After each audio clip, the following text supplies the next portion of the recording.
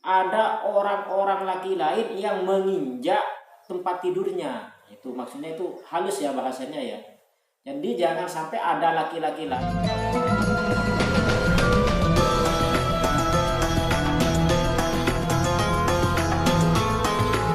Bismillahirrahmanirrahim. Assalamualaikum warahmatullahi wabarakatuh.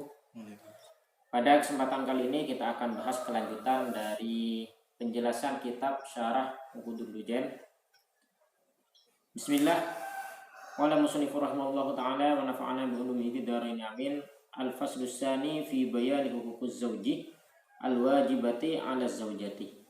Wa hiya ta'atuz zawji fi ghairi ma'siyatin. Wa husnul mu'asyarati wa taslimu nafsiha ilaihi. Wa mulazamatul baiti wa syiyanatu nafsiha min an tuta'ah farsahu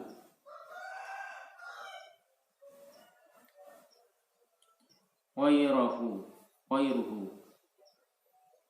wal ihtijabu an ru'yati ajnabiyyin li syai'in min badaniha wala wajhaha wa kaffaiha idzin nazaru ilaihima haramun walau ma'antifa'is syahwati wal fitnati wa taraku mutalabatiha lahu bima fawqal hajati walau alimat qudratahu alaihi wa ta'rifuha an tanawuli ma yaksibuhu minal malil harami wa adabu kadbiha ala haidiha wujuban wangtito'an. Sebelumnya sudah kita jelaskan tentang kewajiban atau tentang hak-hak istri yang wajib terhadap suami. Nah, itu yang akan dibahas di pasal pertama. Kemudian di pasal kedua yang akan dibahas adalah al-faslus tsani fi bayani huququz zawji, yaitu menjelaskan hak-hak suami al-wajibih yang wajib 'ala zaujati terhadap istri. Jadi apa hak suami yang harus dilakukan oleh seorang istri? Itu yang akan dijelaskan di pasal kedua. Di mana diantaranya kewajiban tersebut adalah wahiyah ta'atuz zauji. Yang pertama harus taat kepada suami fi ghairi maksiatin, dalam urusan selain maksiat. Jadi kalau diperintah suami, diminta tolong suami, itu harus ditaati kecuali hal maksiat. Misalkan nih oleh suaminya, kamu diajak adik kita ke pasar atau kita jalan-jalan shopping, tapi nggak usah pakai kerudung ya, biar lebih cantik misalkan. Nah itu tidak wajib diikuti. Kenapa? Karena menutupi aurat itu wajib. Misalkan suaminya bilang gitu. Ya semoga aja kita dapat suami yang baik semua ya, sehingga tidak menyuruh kita untuk membuka aurat kita. Seperti itu. Atau ayo kita main ke taman tapi pakai rok mini ya, biar lebih cantik misalnya. Intinya kalau disuruh berbuat maksiat itu tidak wajib kita taat terhadap suami.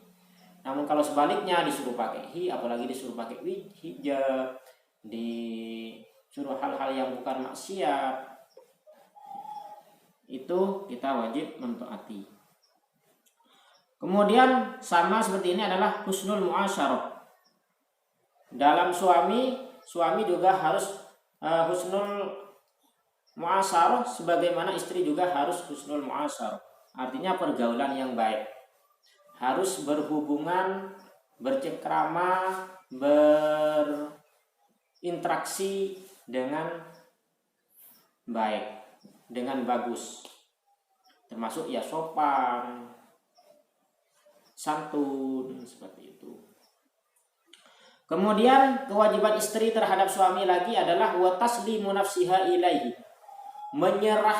Memasrahkan dirinya terhadap suami. Artinya mau digimanain saja sama suami sudah dipasrahkan. Jadi menyerahkan dirinya, asalkan itu bukan maksiat ya, ingat, bukan maksiat. dan bukan hal-hal yang negatif, dengan kata lain menyiksa atau gimana, itu sudah lain, itu hal-hal yang dilarang. Makanya kan di depan sudah ada husnul muasyarah, harus bergaulan dengan cara yang baik. Menyerahkan di sini maksudnya ya mau diapain sama suaminya asalkan itu bukan maksiat, ya kita nerima seperti itu. Kemudian wa mulazamatul baiti, harus berada di rumah. Jadi harus menetap di rumah, harus berada di rumah dan tidak keluar dari rumah tanpa seizin suami. Jadi kalau mau kemana-mana itu izin dulu, bilang dulu ke suami.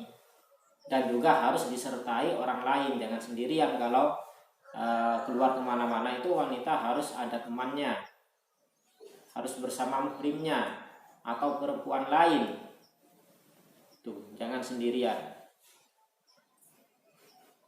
Terus berikutnya adalah wasiyanatu nafsiha min antu ti'afarsyahu wa yaruhu. Nah, di sini pakai bahasa yang sangat sopan ya. Jadi harus menjaga dirinya dari apa? Harus dijaga dari orang lain, yakni yang bukan suaminya, harus dijaga jangan sampai ada orang-orang laki lain yang menginjak tempat tidurnya. Itu maksudnya, itu halus ya bahasanya ya. Jadi jangan sampai ada laki-laki lain itu masuk ke kamarnya, nginjak tempat tidurnya, alias kumpul kebo, selingkuh dengan orang lain. Itu bahasa kasarnya, main. Nah, itu ya, dengan laki lain, atau bisa dikatakan berzina dengan orang lain. Jadi jangan, di sini bahasanya jangan sampai harus menjaga dirinya, jangan sampai ada orang yang menginjak tempat tidurnya selain suaminya. Seperti itu.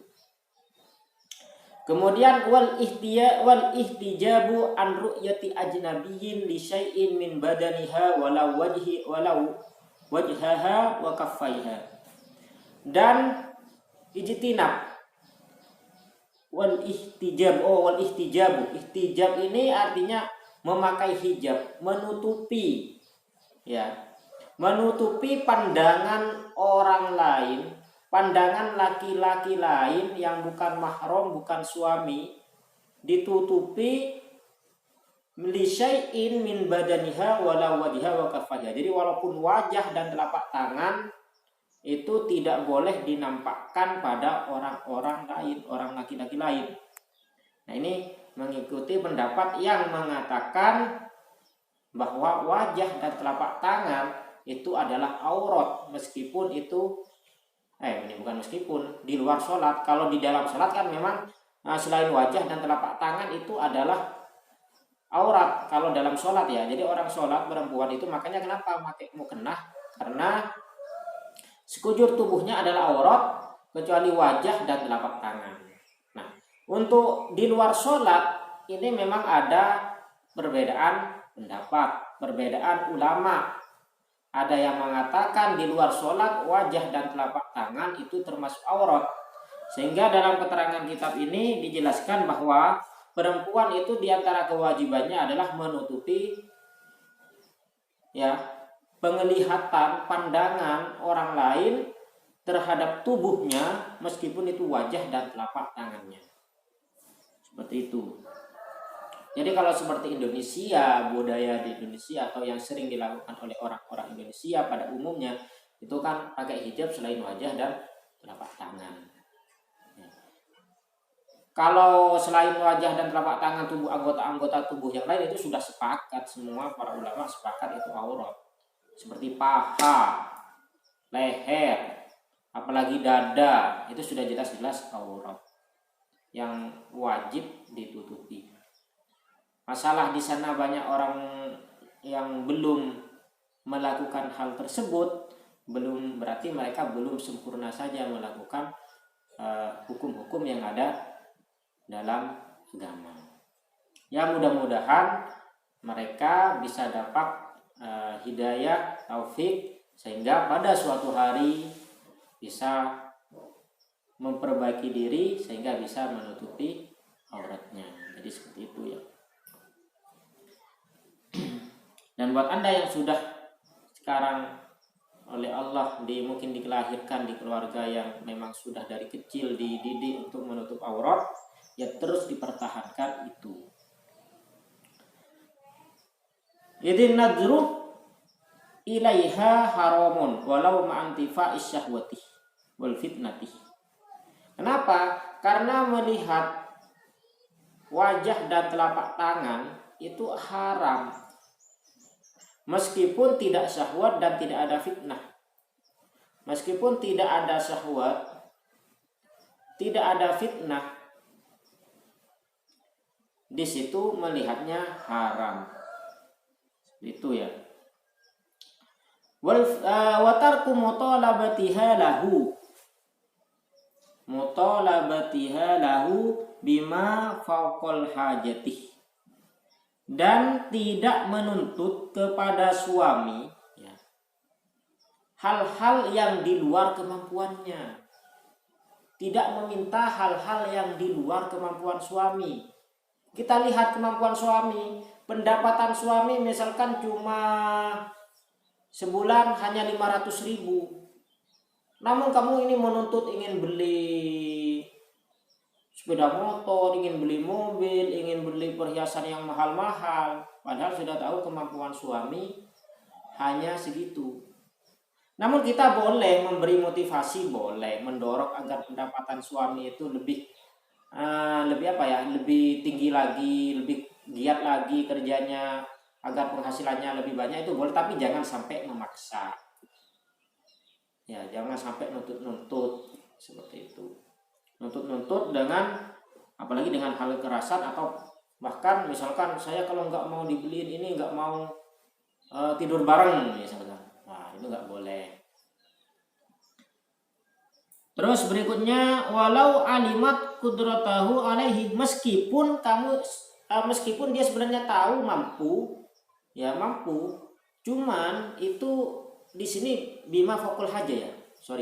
Di sini maksudnya tadi menuntut pada suami suatu yang di luar, bukan luar kemampuan tadi ya, tapi bima fokul haja itu di luar kebutuhan. Kebutuhannya segini tapi nuntutnya segini. Ya.